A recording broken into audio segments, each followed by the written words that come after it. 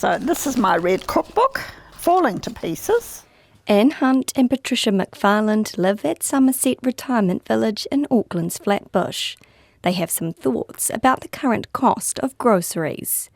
I would not like to be in a family at the moment trying to provide good, healthy, fresh food for my family, because I look at the prices in the supermarkets and I think, how on earth can a family afford those prices? The dairy and the butter and the cheese is just beyond a joke. I can see it must be very hard for people, very hard indeed. We have so many takeaways now that a lot of children now would grow up not knowing any different. Comparing to some of the food that you'd buy in the supermarket, there probably isn't much difference in price in the end.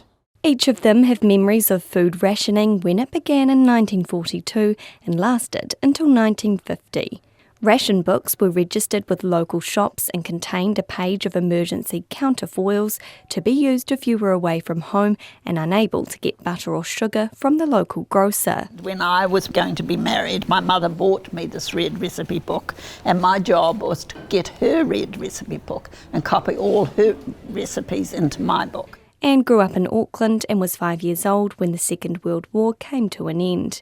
She says food was basic, but it was all they knew. They had sandwiches for school, a banana if you were lucky. Everything was homemade growing up, but due to rationing, they often had to make do without butter or eggs. Her wartime recipe is Myrtle's pudding, which came from her mother-in-law. And it used a tin of unsweetened condensed milk, and condensed milk and evaporated milk were on everybody's shelves because half the time we couldn't get fresh milk. Other ingredients mixed in are a tin of condensed milk, sugar, gelatin, lemon juice and vanilla. Very like some of the puddings that are now fashionable today, the blancmanges and things like that. Beat until thick and pour it into a tin and set it. That's it.